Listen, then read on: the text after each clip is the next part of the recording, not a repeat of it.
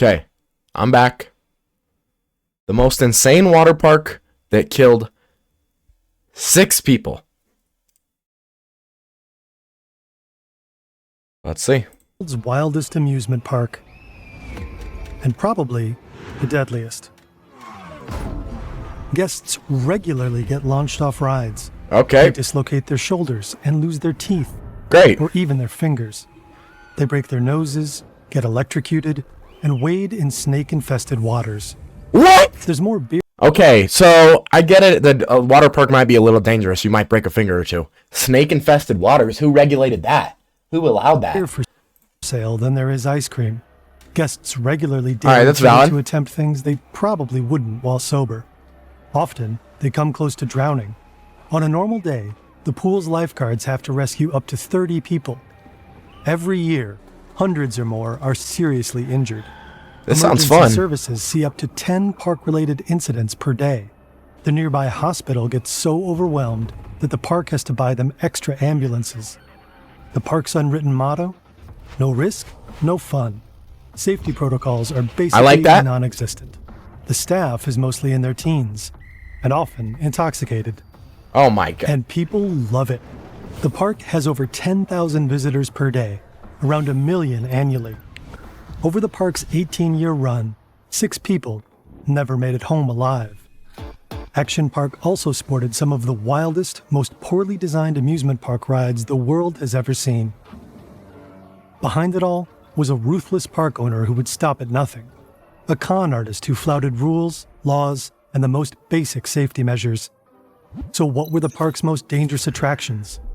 How did so many visitors end up injured or dead? And if there were so many scandals, was this filmed on a Game Boy? Keep running for nearly 2 decades.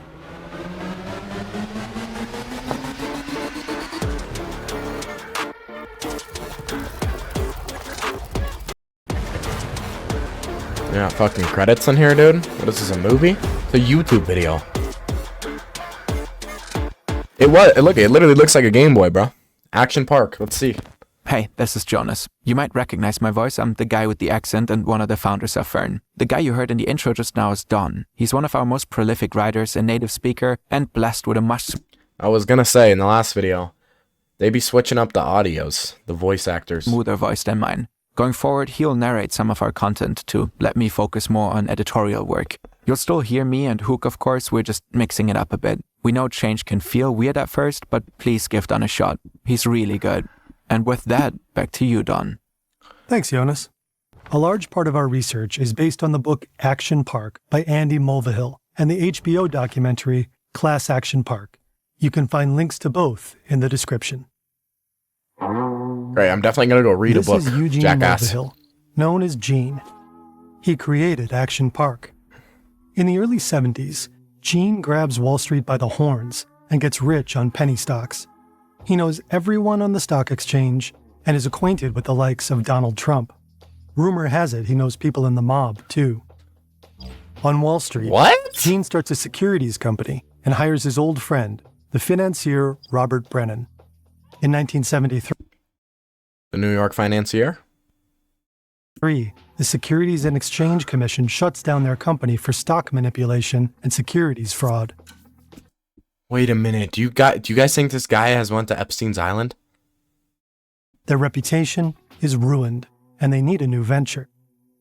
Gene pours money into a struggling ski resort in Vernon Valley, New Jersey, a prime location less than 60 miles from New York City. Okay. He sees its potential to grow into a tourist hotspot.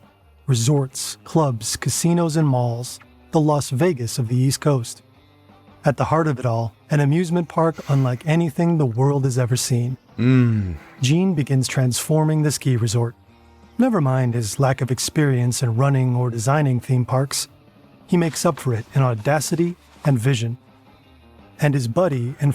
Did I just see a fucking battle tank?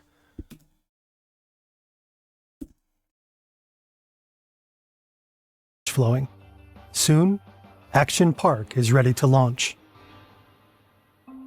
Here's an overview of Action Park in its heyday. It has 3 main parts: Alpine Land, Waterpark, and Motor World. For teens in the tri-state area, braving the rides is a rite of passage. That includes the park's most notorious ones. And according to former employees interviewed in the documentary Class Action Park, many of these rides weren't even designed by actual engineers. Some were designed by Gene himself, others by unqualified amateurs. But that doesn't worry guests like 15-year-old Derek here. We'll follow him as he takes on some of Action Park's key attractions. Sounds lit. In order of escalating risk. Right now, he's 2 beers into his day, waiting in line for Battle Action Tanks. On paper, Battle Action Tanks is basic. Can you imagine? I just want y'all to imagine this in your head. 15 years old, 2 beers deep, and you get on a fucking Battle Action Tank. That is the littest thing I've ever heard in my entire life. Cars. In practice, it's more like Wimbledon meets one of the hairier battles of the Vietnam War. Remember, he's 2 beers deep. That sounds sick, dude. Camouflaged 4-wheelers protected by chicken wire cages. Each is powered by a motor, controlled with a joystick, and decked out with a working cannon. The goal is to fire tennis balls at other tanks. Awesome. Around the arena, spectators man cannons of their own. If they hit a tank directly, it blasts into a tailspin. This is Derek's first ride. Just a warm-up. Dude, imagine doing a tailspin 2 beers deep. I would say they should probably slam a couple more before you get on the battle tank, just so you're more coherent. But this sounds sick as shit. The tennis balls are fired at an insanely fast it's like a video game. 60 kilometers per hour, and employees have to run onto the battlefield to collect stray balls. Many riders love taking this opportunity to target them. If anyone scores a direct hit to an employee's groin, the crowd goes wild. Gene loves watching this gladiatorial combat. He's often found soaking up the battle vibes from the sidelines. Lit. It's also where he likes to assign his chronically late employees as a punishment. According to Class Action Park, many of the staff aren't trained professionals. They're teenagers, some as young as 14. That's on brand for Action Park, where ignoring rules is part of the park's identity. Plus, teenagers are cheap labor. They don't ask questions and are often happy to test Gene's newest death-defying inventions. Some even affectionately call him Uncle Gene. In the 80s, amusement parks in the US are a pretty unregulated industry, and Uncle Gene loves to exploit a good loophole. For instance, he claims he isn't running amusement park rides, but sporting attractions, so he doesn't need official permits. And for a while, the state of New Jersey doesn't really intervene. All they want to know is that the rides are insured Looks like it's filmed on a quote, Game Boy. Currently not on fire. So the park shifts nearly all responsibility onto its visitors. For instance, when it comes to go-karts. This is the Super Go-Kart. It's gas-powered and designed for racing, but more commonly used for crashing. There are 20 in total. They may look small, but watch your neck. They accelerate like a spooked horse. They're known to cause whiplash and broken bones. They're supposed to max out at 32 kilometers an hour. But sometimes the staff likes to override the speed controls, enabling the carts to reach more than 80 kilometers an hour. Fire, bro. The really daring ones take a special souped-up model. Some employees even take these mini racers for after-work spins on the nearby state highway. Derek jumps into a super go-kart. It's pretty fun zipping around, until he sees a lady losing control. She hurtles off track and smashes through a fence, then through another fence, and then she collides with a tree. Finally, one of the employees hits the kill switch. If they had these in my day, dude. Derek needs a break and stumbles into the big white festival tent right next to the circuit. He's only 15, but he has no trouble whatsoever getting his hands on a beer. Maybe it helps him muster up the courage for the next attraction. This is the Speedboat Lagoon. Visitors hop inside speedboats with a small plastic frame and a very powerful engine. They're designed for open water, but crammed into a small, man-made lagoon. Once again, sounds sick Looks to me. Chill. If Like I only. said, Everyone knows it's racer. full of snakes, gas from leaky boat motors, and dead fish. Ugh. Derek quickly realizes no one's here to pilot the boats. They're here to crash them.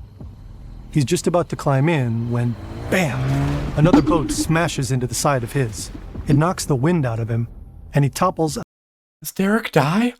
out of the boat straight into the murky lagoon. No! The water is greasy. No! Is that motor oil? Disgusted, he fishes himself out. As he does, something slithers across his thigh. He chooses to not think about it. Somehow, Action Park rides make it through mandatory state inspections. Since amusement park regulation is so new, inspectors don't always know what they're looking for. State law requires that Gene take out liability insurance, or what might be considered dangerous. But Gene doesn't believe in insurance. Too expensive, too much bureaucracy. He'd need to insure the accident-prone Action Park for at least $2 million a year, with premiums rising every time something goes wrong. So he simply starts his own insurance company, London and World Insurance, headquartered in the Cayman Islands. That allows him to produce fake insurance documents while paying premiums to himself, and using the company to launder money. I like that. But I like while that. Gene may have been a visionary when it came to chaos and ruthless money-making, Okay, nobody's died in the video yet. As I'm looking right now, Gene seems like a chiller. I'm not gonna lie. He seems like he didn't want anybody to get hurt. He was really just he was out there for the fun of it. he definitely had room for improvement when it came to taste. Today, your walls can actually look good with Displate. Displates are high-quality metal posters. They're bold, Shit. durable. He got me. He got me. They're best nature or anime. Discount link in the Not for description. long, buddy. But back to Gene's visionary ideas. That's what I thought. Back to Gene. One of them was the Bailey ball. He doesn't have a permit for it yet. Today is testing day. The ball consists of two plastic spheres, one nested inside the other. The outer sphere is covered in office chair wheels. The inner one is mounted on ball bearings, so it can spin independently of the outer shell, keeping the seat upright.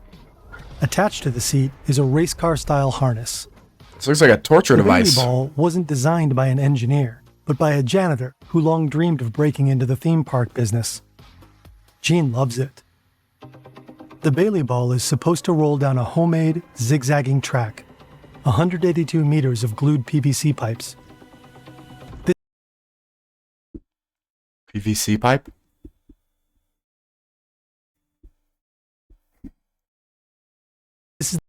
The test pilot, Frank, a regular employee that Gene convinced to do the job by slipping him $100. Frank dies. I'm gonna tell you right now. Frank The dies. idea is that Frank will roll down the hill, sitting upright, and come to a gentle stop at the bottom of the mountain.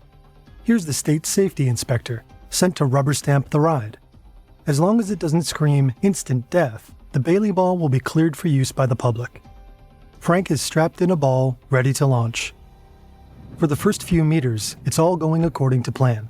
Frank's rolling smoothly and he's still upright. But nobody accounted for the laws of thermodynamics. The problem with PVC in the hot sun is that it expands rapidly. The plastic track that was supposed to give the ball direction has bulged and warped. Frank doesn't even make it through the first switchback. It hurtles off the track and starts rolling down the hill, rapidly gaining speed. The safety inspector can only watch, frozen in horror. The ball hurtles down the hill and flies off park grounds. It's now headed for the road. Cars honk and screech to a halt. Somehow, the ball avoids any collisions, and eventually, it crashes into a pond. Frank emerges, dazed and sputtering, with blood on his shirt, but alive. The inspector does not grant Gene approval for the Bailey ball. Yeah, but buddy. plenty of other rides do end up going live. By the mid-70s, What? Action Park... But plenty of other rides do end up Yeah, tell me that's not real. If this is real, I'm clicking off the going video. live. By the mid-70s, Action Park boasts about 50 attractions. Around 1 million people visit the park every year. It's a genuine boost for the local economy. At the time, even Donald Trump considers investing in Action Park. But apparently the concept is too crazy, even for him. The park's ads run non-stop on New York television, luring in city kids eager to blow off some steam. City boy! Some do it by flying through the air on a Tarzan swing. Imagine you're holding 6 meters of rope. The pool beneath you is 4.5 meters deep. The Tarzan swing may look like a simple rope swing, but later on, it'll be one of the first rides the state shuts down for good. Braving this swing is a rite of passage. Looks chill. Mess this up with a belly flop, and you'll never live it down. Derek isn't worried. He's a great swimmer. He grabs the rope, swings far out over the pool, and lets go. The second he hits the pool, everything shuts down. He's just plunged from 35 degrees Celsius air into bone-chilling 10 degrees Celsius water. The spring-fed water is so cold, he forgets how to swim. What? How does cold water make you forget how to swim, buddy? Flails, stunned. A smirking lifeguard hauls him out and slaps a wristband on him. Scrawls across it are the letters CFS, shorthand for Can't fucking swim. can't fucking swim. Woo! Later, Woo! Woo! Alright, unmute this fucking there we go, it's M. learned that the cold water was such a shock to one swimmer's system that he went into cardiac arrest and died. Ronnie? Cases like this should be covered by Gene's liability insurance. But London and World Assurance, the company allegedly backing Action Park, doesn't really exist. In 1984, the authorities catch on to his scheme. He pleads guilty to fraud and is slapped with $300,000 in fines and 3 years probation. He's also damn. ordered to sell the park. According to Class Action Park, Gene doesn't have the slightest intention of doing that. So far, he's been renting part of the property from the state of New Jersey. To provoke officials, he reportedly stops paying his bills and ignores their letters. After some back and forth, New Jersey agrees to sell him the land for a steal, allegedly just to get him off their backs. Gene wins and goes on to further expand his park. This Okay. might be the I know I said I was gonna click off the video. This shit is real, and we can't miss it. So I would click off the video if it wasn't so interesting. single most ludicrous ride in Action Park. Gene himself designed it, on a cocktail napkin. It's a ride to be endured, not enjoyed. It's called the Cannonball Loop. The idea is simple. A water slide about 5 stories tall with a 360-degree loop at the end. But the park keeps having to tweak the design, since the crash test dummies it uses for testing tend to emerge headless. Derek watches the guy in front of him enter first. A few seconds later, he's spit out into the pool. Head first. Bro, shut down the ride. The dummy came out headless. That's good enough for Derek. The lifeguards hose him down. Friction is the enemy here. Momentum is everything. This isn't just about fun. He can't afford to lose any speed, or he might not make it through the loop. Derek's heard the horror stories. Guests who dropped straight down inside the slide and slammed face first into the fiberglass, finally emerging into the landing area bloodied and toothless. Why would you do this? And the guests who followed them. I'm who disappointed in emerged you, Derek. covered in cuts and bruises caused by other people's teeth still embedded in the slide. What? Derek's getting cold feet, but he can't back down now. I try to lead them on, but I got cold feet. Y'all know the lucky. Not after the Tarzan swing incident. He shoots into darkness. It's fast, brutal, and then he hits the loop. He crawls out dazed, bleeding from the elbow. But at least he's alive. The authorities only require Gene to report serious injuries, but according to Class Action Park, that leaves it up to him to decide what serious means. No one knows how many people have actually been hurt at Action Park over the years. When victims or their families sue the park, Gene almost always refuses to settle. Instead, he drags them to court, knowing that trials are often expensive, tedious, and emotionally exhausting. Many families aren't That's just willing to evil. go through that. Gene reportedly wins the vast majority of these cases.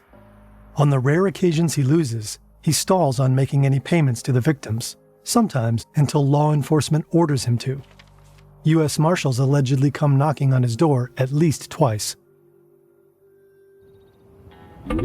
This is the Alpine Slide. It's an 820-meter-long concrete track winding down the mountain, which riders descend on small plastic sleds equipped with a handbrake. At first glance, it looks like good, clean fun. It's marketed as safe for You would have thought this would have got shut down after the incident where he rolled off into a pond. grandparents and infants. But in reality, the Alpine Slide will rack up more injuries and lawsuits than any other ride in the park. Really? The sleds have two speeds, painfully slow, or what employees call death awaits. Riders switch between these two states with a simple handbrake, if that brake happens to work. What? The concrete course makes for a rough landing, especially for guests wearing only swimsuits. Derek rides the ski lift up the mountain. Teenagers overhead are spitting on riders and throwing sleds, trying to hit any unlucky riders below. What? At the top, he climbs Bro, up I don't know if people in the 70s might actually have been evil, bro. I think everyone who lived in the 70s is going to hell. onto a janky plastic sled. There are no helmets, of course, just pictures of nasty scrapes to warn you not to go too fast. It's basically like riding a skateboard down a long, steep mountain. Halfway down, he realizes he's coming up on a mother and her young child, fast. He's zooming along at nearly 50 kilometers an hour. He brakes hard on a sharp turn that shoots him off the sled. He flies through the air and lands hard. He's mostly fine, just road rash, a battle scar he can show off later. Not everyone will be so lucky. In 1980, the Alpine Slide claims Action Park's first life. 19-year-old George Larson is hurled off his sled and slams his head against a rock. Allegedly, this rock had already been flagged for removal, but Gene and his team ignored it. That sounds straightforward. Bro, why was the rock the thing getting flagged for removal? Why was that should have been the slide, bro. That should have been the slide. The park is to blame for Larson's death, but Action Park argues it wasn't the slide that killed Larson, it was the rock. So technically, the ride itself is safe. According to Larson's family, the press has fed a version claiming George rode the slide at night in the rain. But the accident actually happened during normal operating hours and in good weather. The case never goes to court. Action Park quietly settles with the family for $100,000. If I ever die and my family settles for $100K, bro, I'm worth so much more than $100K. That's The Alpine Slide crazy. stays open. The deadliest ride in the park might not be what you'd expect, and that might have been what made it so dangerous. Not the souped-up go-karts, not the deadly looping water slide. No, the attraction that killed the most people was the wave pool, also known as the grave pool. It may look harmless, inviting even, but this is no kiddie pool. The grave It's a pool? massive pool that can hold about 1,000 guests. It's about 30 meters wide and 76 meters long. Giant pressure chambers generate artificial waves up to 1 meter tall. They also produce a strong riptide. The deep end reaches 2.4 meters. Derek doesn't know all this. The water sparkles, music plays, the pool almost looks relaxing. He wades in and is immediately sucked under by the current.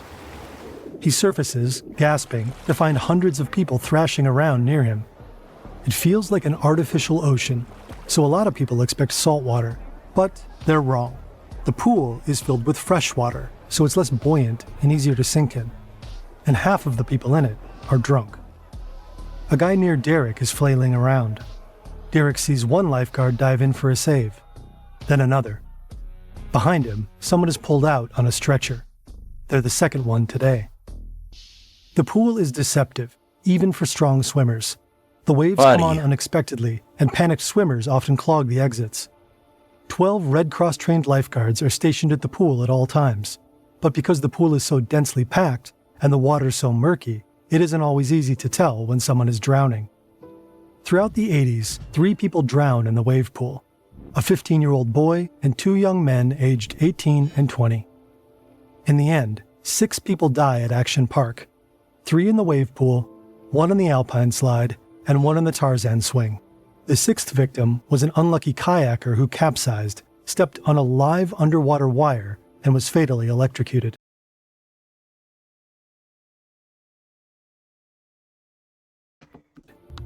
With that many injuries and deaths, I don't even the have park to should say been anything. Shut down long ago. So why did it stay open for so long? Over the years, families, journalists, and authorities repeatedly put pressure on Action Park. but Gene somehow always managed to dodge any form of responsibility.